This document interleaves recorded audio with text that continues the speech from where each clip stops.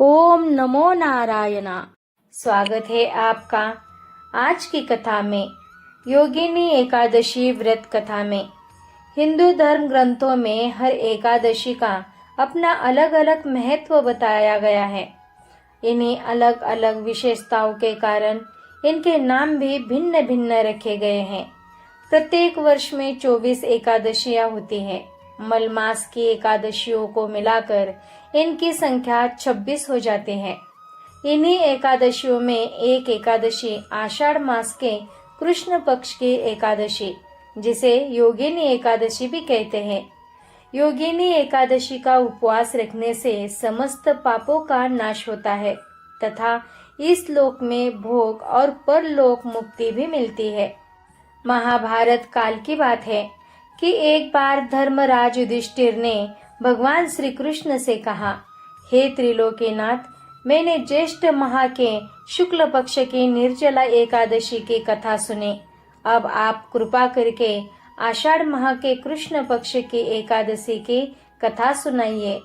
इस एकादशी का नाम तथा महात्म्य क्या है, सो अब मुझे विस्तार पूर्वक बताए।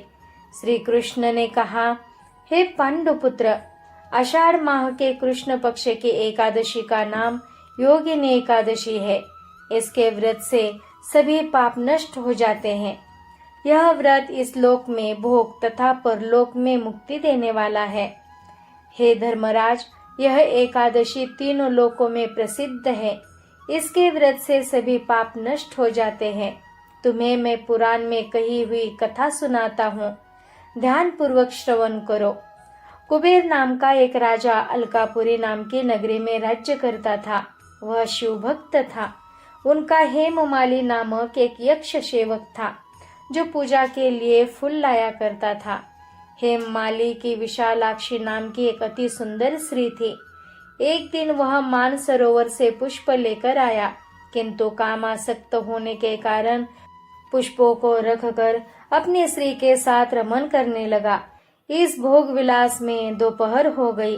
हेममाली की राह देखते देखते जब राजा कुबेर को दोपहर हो गई, तो उसने क्रोध पूर्वक अपने सेवकों को आज्ञा दी कि तुम लोग जाकर पता लगाओ कि हेममाली अभी तक पुष्प लेकर क्यों नहीं आया। जब सेवकों ने उसका पता लगाया तो राजा के पास जाकर बताया, हे राजन, वह हेममाली अपनी स्त्री के साथ रमन कर रहा है। इस बात को सुन राजा कुबेर ने हेममाली को बुलाने की आज्ञा दी। डर से कांपता हुआ हेममाली राजा के सामने उपस्थित हुआ। उसे देखकर कुबेर को अत्यंत क्रोध आया और उसके होठ फड़फड़ाने लगे। राजा ने कहा, अरे अधम, तूने मेरे परम पूजनीय देवों के भी देव भगवान शिव जी का अपमान किया है। मैं तुझे श्राप देता हूँ कि तू स्त्री के वियोग में तड़पे और मृत्यु लोक में जाकर कोढ़ी का जीवन व्यतीत करे।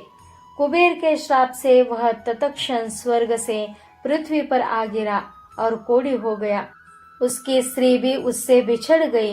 मृत्यु लोक में आकर उसने अनेक भयंकर कष्ट भोगे, किंतु शिव की कृपा से उसकी बुद्धि मलिन न हुई और उसे पूर्व जन्म की भी सूद रहे। अनेक कष्टों को भोगता हुआ तथा अपने कर्म पूर्व जन्म के कुकर्मों को याद करता हुआ वह हिमालय पर्वत की तरफ चल पड़ा। चलते चलते वह मार्कंडेय ऋषि के आश्रम में जा पहुंचा। वह ऋषि अत्यंत रुद्ध तपस्वी थे।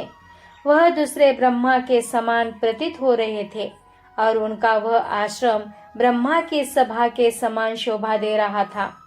ऋषि को देखकर हेममाली वहां गया और उन्हें प्रणाम करके उनके चरणों में गिर पड़ा। हेममाली को देखकर मार्कंडेय ऋषि ने कहा, तूने कौन से निष्कृष्ट कर्म किए हैं जिससे तू कोढ़ी हुआ और भयानक कष्ट भोग रहा है। महर्षि की बात सुनकर हेममाली बोला, हे मुनिश्रेष्ठ, मैं राजा कुबेर का अनुचर था। मेरा नाम हेममाली है। मैं प्रतिदिन मानसरोवर से फूल लाकर शिव पूजा के समय कुबेर को दिया करता था। एक दिन पत्नी सहवास के सुख में फंस जाने के कारण मुझे समय का ज्ञान ही नहीं रहा और दोपहर तक पुष्प न पहुंचा सका। तब उन्होंने मुझे श्राप दे दिया कि तू अपनी स्त्री का वियोग और मृत्यु लोक में जाकर कोढ़ी बनकर दुख भोग। इस कारण मैं कोढ़ी हो गया हूँ तथा पृथ्वी पर आकर भयंकर कष्ट भोग रहा हूँ। अतः कृपा करके आप कोई ऐसा उपाय बतलाए जिससे मेरी मुक्ति हो। मार्कंडेय ऋषि ने कहा, हे हेममाली, तूने मेरे सम्मुख सत्य वचन कहे हैं, इसलिए मैं तेरे उद्धार के लिए एक व्रत बताता हूँ।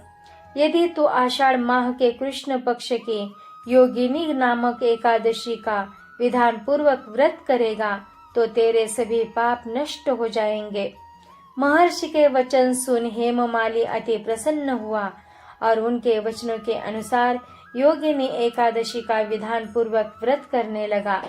इस व्रत के प्रभाव से अपने पुराने स्वरूप में आ गया और अपनी स्त्री के साथ सुखपूर्वक रहने लगा।